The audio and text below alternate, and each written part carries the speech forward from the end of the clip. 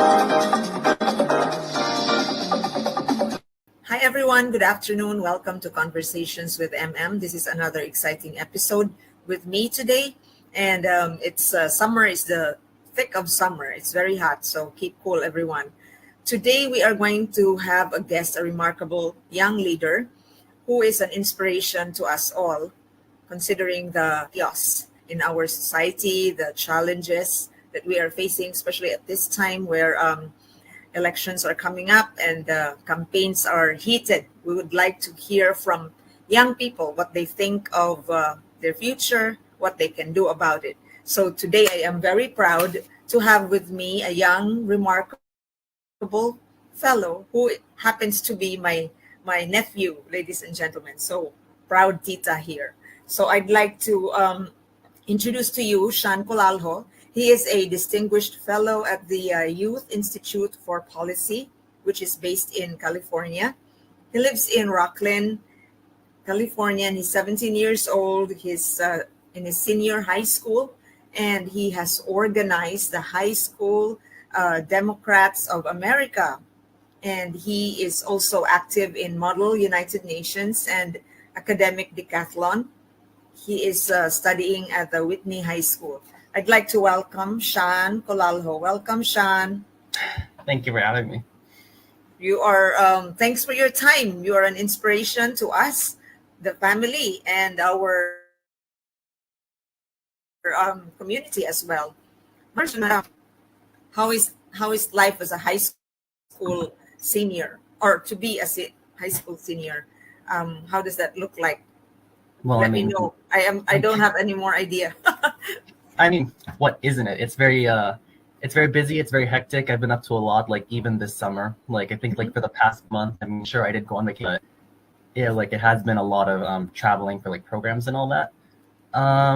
But yeah, it's busy. It's trying to navigate like the typical things you might imagine of high school, compounded by like all the work that I have and all the commitments that I've made. But we get through it. We just take it day by day, I think. Awesome. So, like, what time does your day start in high school? Like, I mean, when I'm in school, yeah, probably around like 8. I'll be honest. I get this like 45 minutes later, so definitely been working on the sleeping issues there. When I'm not in school, I usually wake up like a little later. But usually I'm staying up pretty late to compensate. Usually around like I want to say like midnight or like 1 morning. Yeah, that's the grind. There's too many assignments. Sean, is it like overwhelming? A lot of it, but I wouldn't say it's like overwhelming. It just takes a lot of time. Oh yeah, right. So you will be a senior high school student. So do you have something in mind? Is your mind pretty much made up on what course to take in college? I mean, essentially, I'm going to major in political science when I get to college, and then double major in international relations or global, something along those lines. Wow. Why do you think you want that course? Why have you chosen those? I mean, I'm pretty interested in politics, so I guess that explains political science pretty well. I mean, it's kind of that one major you would take. But as for international relations / global studies or whatever it might be called or whatever that might specifically entail, it's because I've always seen myself getting involved more in like the international politics space, like when I'm at an older age. And it's just, I think a means for me to like explore like how to give back, I think, more to the Filipino American community and like to get more involved with like the Philippines and all that, which does form a lot of the work that I do is centered around that community, to be able to like further my involvement, after high school and into college and beyond. Wow. I have read your work, which is on the website of YIP. It really sounds like it's being written by somebody having graduate studies already, not a high school person. So interesting. How did you go about, why did you choose that topic on the relations, China-Taiwan relations on the West Philippine Sea or the South China Sea? How did you come up with that topic?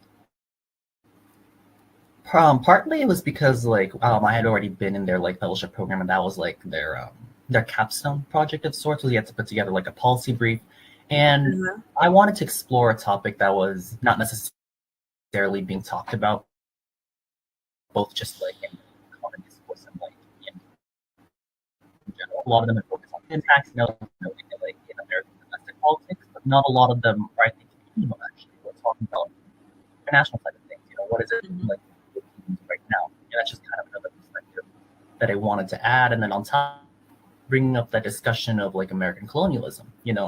America did colonize the Philippines. This is something that I think not a lot of Americans, or even a lot of Filipino Americans that I talk to, know about. And it's something that I wanted to shed light on and really explore how has, the past impacted the present, which I think is an understanding that often gets lost in today's society, especially with regard to the Philippines. So do you see yourself as like a diplomat eventually on behalf of U.S. and RP relations? I would say so, yeah, maybe as a diplomat or a political analyst. But I just see myself getting involved in that space. Amazing you. So do you have a mentor for this? Who inspires you to do all this stuff? Well, I mean, I feel like I have to credit my parents a bit. Maybe they'll get me if I don't thank them on this show. But I really do thank them for a lot of it, because but a lot of the inspiration for all this like learning that I've like really been enthusiastic about in Chicago, which I spent like half my life there, and it really sparked a lot of the curiosity in me. And they've always just been like really supportive of like the work that I've been doing, and like even if it gets a little hard sometimes, they'll make sure that I'm giving my best. And it's just rare, I think, to see that support. You certainly can't say that of every family, and I'm just very thankful to God, and I'm thankful to my parents that they've been willing to be those enablers. I'm not sure what the right word is, but yeah. Great.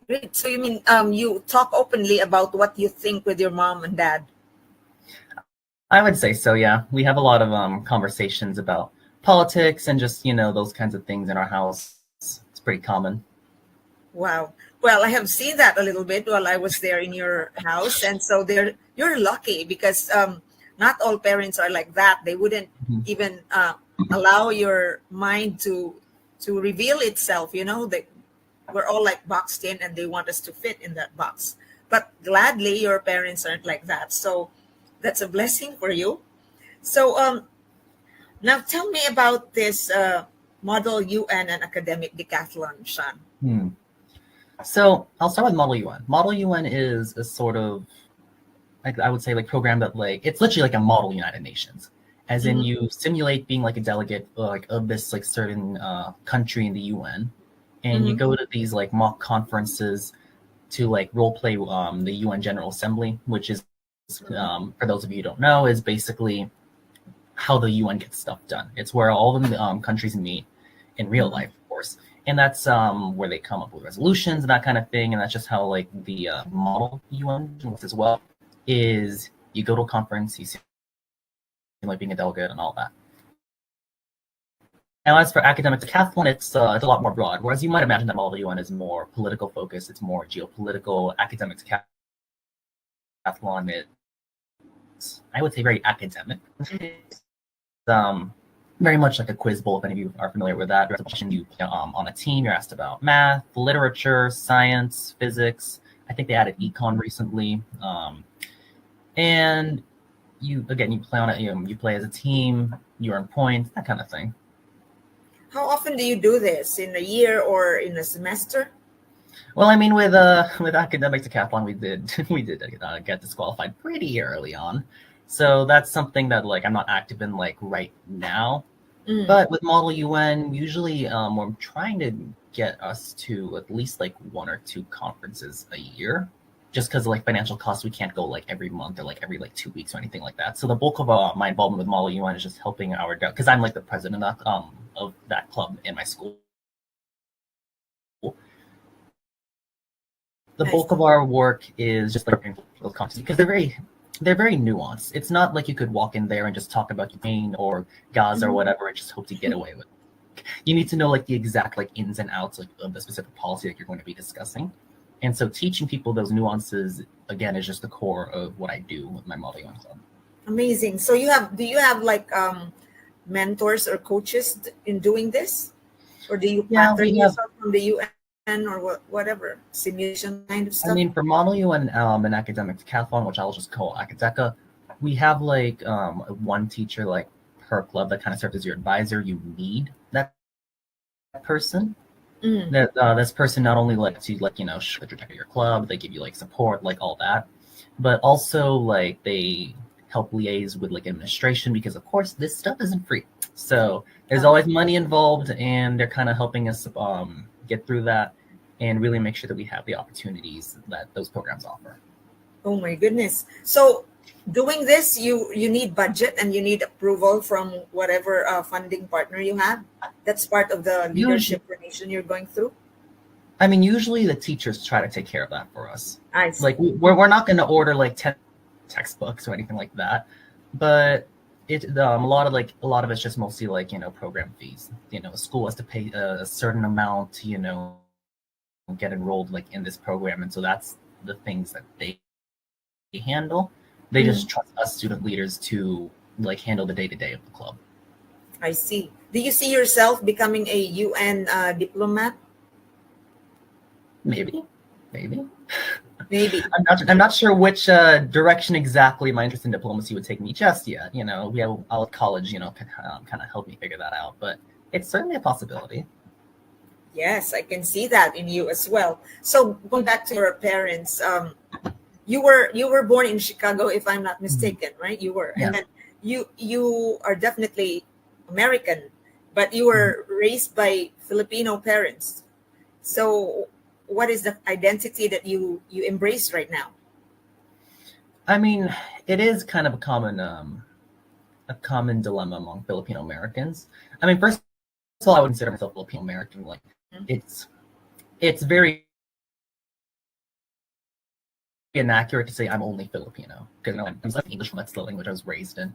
But it would also just be inaccurate to say that I'm American, because I think that your identity is one of the most important parts of like who you are. It's just like not something you can throw away. It's not something you can erase. Like, I am born Filipino, and there's kind of nothing I can do about it, so I might as well embrace it. That's kind of been my attitude. And I don't mind the lechon, the lumpia, and all that. But the way I try to reconcile the two sides of my, right, being Filipino, being American, is just really like remaining like immersed in that Filipino culture. It's like maintaining those connections with family, because of course family is a very integral part of our culture. And I think a lot of it has been covering like our heritage, our Filipino heritage, my Sikihodnon heritage, and just being again connected to the fact that like that's where we came from. That every American came from somewhere, and I think that we should all like really honor that and then just be aware of that.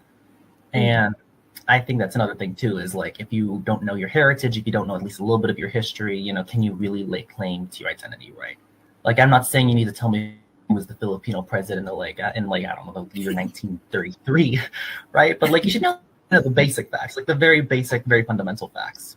And so that's just a key part of like how I again reconcile. Like I was raised by Filipino parents who are very much Filipino, who are born in the islands, who still eat rice every single day, three meals a day. They still have the rice. Okay, so that was your rice cooker, right? My gosh. So when did you begin questioning your racial identity? Like, were you during your childhood years, or not when you're already a teenager?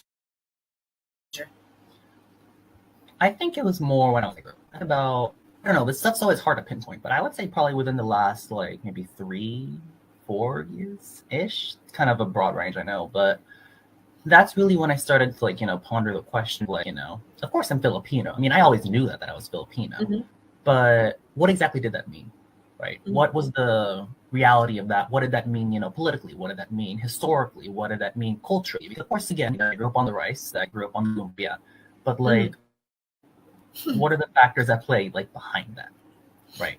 Where did we come from as a people? And those are just questions that I started like researching. So like that's around when I got really interested in like Filipino American history. And eventually that led me to, writing that article on YIP's website, which, by the way, is how we call it, is YIP, the Institute of Youth and Policy. That's just really where all that came from, is just that idea of like asking questions. Like, we have the obvious, rights, we have all that, but where did it come from? Yeah. But you know what you did? Like you constructed the website for the island of Siquijor, your mom's and dad's motherland, really specifically the island where they were born and raised. So that is a very heartwarming effort, Sean. And what inspired you to do that? Well, I mean, I've always been a history nerd. I've always been very interested in history, just in general.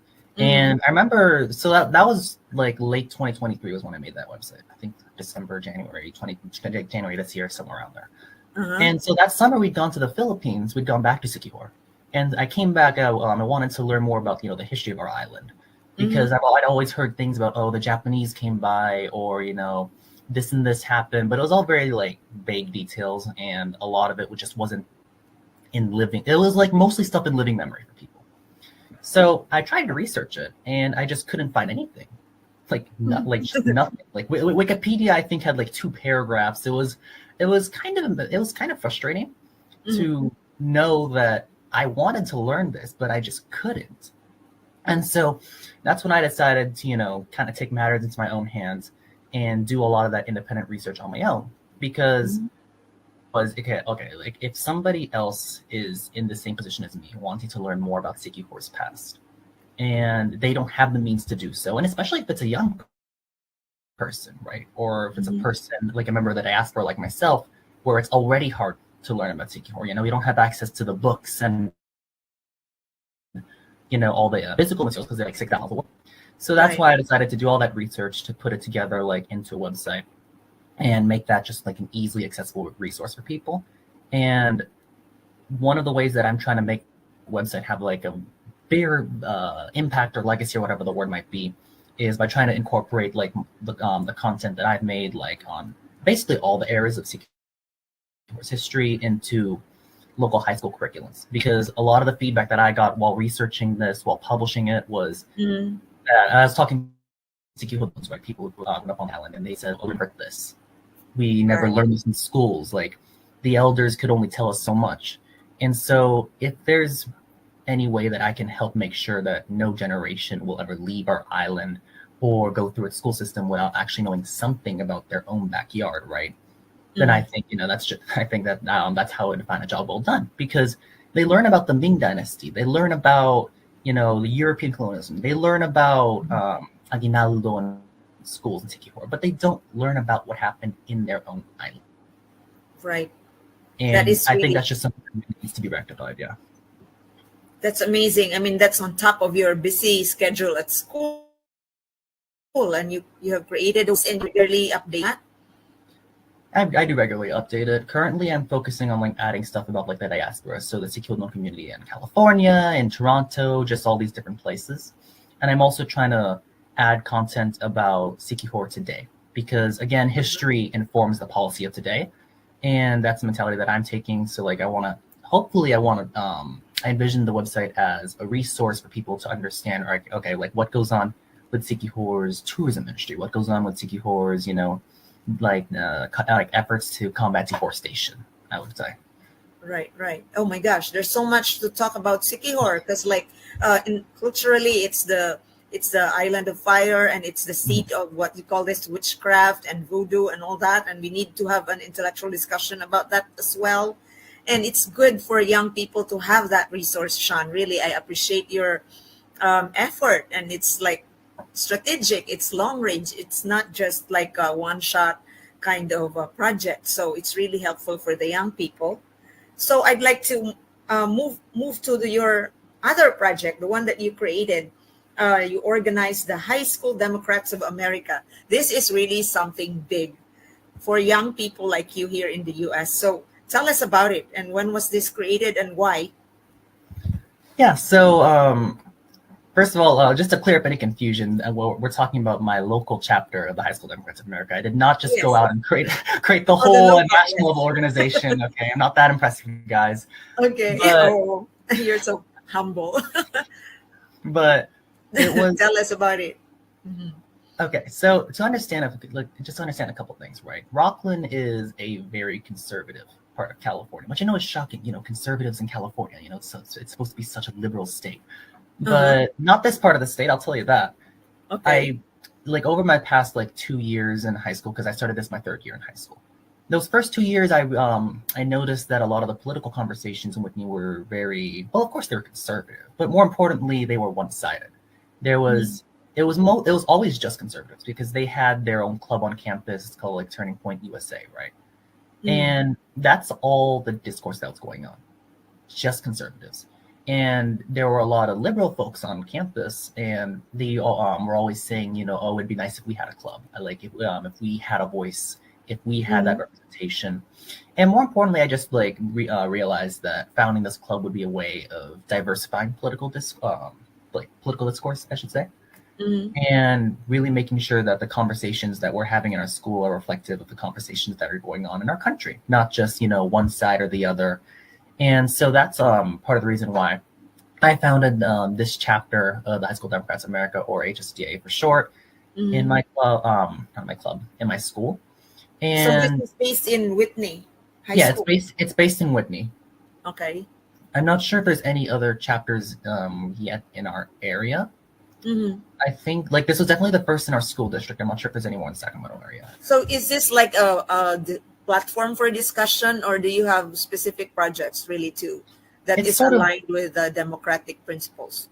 It's sort of both. So usually at our meetings, we'll be talking about like a relevant like political issue, because a lot of people might not necessarily know everything about labor law, or they might not necessarily know everything about climate change, and that's perfectly all right. Like we design these sessions so that people have got the knowledge and they've got the base to actually start engaging with the community, which is I think is like excuse me, which is the second arm of what we do. Mm. We work with Democrats like up and down the ballot. So we work with folks who are running for Congress, who are running for state assembly, which is kind of like the legislature here. We work with Oh people my who are gosh. running for school board. And so we want to help like liberal students on our campus become engaged with all these different campaigns and show them that, sure, what happens between Biden and Trump really is important. But Mhm. equally important is the politics that impacts your area, is the politics that impacts your community, because it's closer to you. Joe Biden might do something in Washington, but what impacts you in Rocklin? And so that's kind of the understanding that we've taken forward in canvassing, which is kind of like the door-to-door knocking for candidates. We've written postcards. There was also a convention that the California Democrats held in last November, down in Sacramento, and so we sent a bunch of volunteers to that just to really expose people, right, to what goes on, a little behind the scenes, that sort of insight into things. Amazing. How do you deal with people your age who do not have the same conviction or idea as you? Do you go into some heated discussion, debates, and all that? How do you I young mean, people deal with this? you'd be surprised, because I thought that there was also going to be a lot of, antagonism to this, and certainly Yeah. there have been, there's been some hostility here and there, but a lot of it's been very respectful, because I think, well, number one, administration doesn't want us to see, they don't want to get any they don't want to see any fights, but Yes. number two, I think a lot of people are just happy that that there's been a conservative club for so long, now there's a Democratic club, and that now we can have those like proper discussions, rather than it just being like one-sided. We have a lot of people who will go to the conservative club's meetings, and a lot of conservative kids are going to stop by our meetings as well. Maybe it's just because I offer cookies every single meeting. That is a thing I do. Really? Yeah. Okay. So maybe it's the cookies. I like to think that it's a little more Maybe noble you should minded. make Maybe cookies it's just the too. cookies. You should But yeah, also make cookies. they'll listen very respectfully, very intentionally about like whatever the issue is, even if it's something as controversial as say abortion or climate change. They'll Yeah. listen respectfully. They'll sit down, and they might not agree with it, but they'll respect the right to say it. And I have got that same respect for them as well. I don't agree with the conservative movement, but I respect its right to exist and its right to be vocal. That's really great. So like you are like decent and respectful to each other. That's the most important thing. And finally, Sean, I'd like to ask you about your idea, your concern of the future. Considering this is election year, you couldn't vote yet, but what is it for you? Do you have concerns, and do you represent the young people who are concerned with this, or not at all? Let me know. I mean, I think I've got a lot of concerns. I could probably talk for like 3 hours about about my concerns for the future. But I will say that young people, and I kind of fall into myself, kind of fall into this as well myself. But a lot of Mhm. young folks are very pessimistic about the future. They feel, first Okay. of all, that we're not necessarily being represented. If you look at our candidates, they're kind of old right now. They're kind Yes. of old. They're kind of old. Yes. And I think that's one of the first things that we want to see is more political representation, more involvement, and just that messaging to our generation that it is possible for us to make change. Because there's a lot of things that we want to make change on. There's climate change, for example, Mhm. which, is an issue that we're going to be the ones dealing with. Not folks who are like 80 years old right now, and then 50 years from now they'll be in the grave and we'll be dealing with the consequences. Mhm. There's I could really go on about this. There's gun violence, which of course, Yes. is something that's very salient to us as young people, again, because of like school shootings and just the fact that, we're the ones in school. Mhm. There's abortion, which, is relevant, to young people because we don't have, families yet. We're kind of like considering that, of course, and we just want to have that, freedom to, make that choice. Mhm. There's shoot, what else? Okay, I might just have to stop myself there before I go on for like You three can hours. go on and on. But again, it is that like Does that dampen your spirit, or does it make you more challenged and I would say more that it very much imaginative of how you navigate? I would say that it very much energizes me because again, these are very stark challenges. And another one I forgot to mention is political polarization and the fact that we don't have that decency in politics anymore. But Mhm.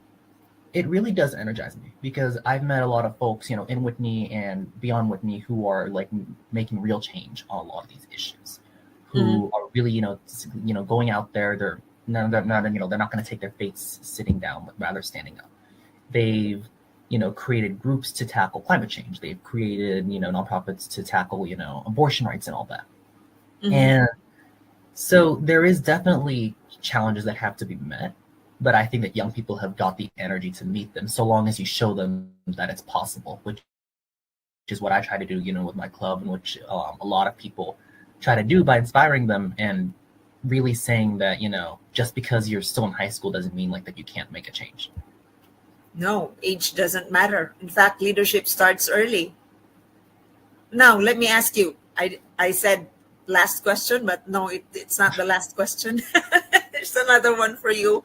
How do you, as a young person, young man, do you engage in special relationship at all? Do you have a Ooh. girlfriend? Are you dating or Oh. whatever? Okay, I just want to break the ice. Like you are in that age, so do young people go through those things already, or they push it aside? I mean, I'm definitely like a bit of a skewed demographic. I mean, first of all, I don't have a girlfriend or anything like that, Mm-hmm. but I'm also like a little busier. Like I mean, I would say like much busier than like most young people. So Mm-hmm. it's definitely something that a lot of young people go through. It's just that a lot of it is more digital based. Like definitely something that your generation growing up like experienced as well. Love, Mm-hmm. romance, all that. For us, like we do those things as well. It's just more, there's more digital involvement, I would say. There's a lot of social media involvement with that. And I think that's the best way to characterize young people these days is that we do a lot of it. We do a lot of our engagement digitally. And I mean, we're not eschewing like in person or physical like relationships either. Like whether that be, a romantic relationship or just, a friendly relationship. We don't eschew that like physically like at all. It's just that social media and other digital means of communication are supplements to that in ways that other generations might not have had to deal with or utilize. Oh wow. So not much on that, huh? Oh my gosh. Maybe your mom gets happy listening to this. Sean, thank you very much for your time. It's really amazing talking to you. And I hope to see you again. Well, hopefully you come to New York or I go there. So all the best and enjoy summer, and congratulations and all the best also to your senior year. Thank you so much for having me. Have a good day. Have a good day. Everyone, thank you. That's Mr. Sean Colaljo in Rocklin, California. Remarkable leader. So take care of yourselves, ladies and gentlemen, and take care of each other. See you again in our future episodes. Bye for now. Thank you, Sean.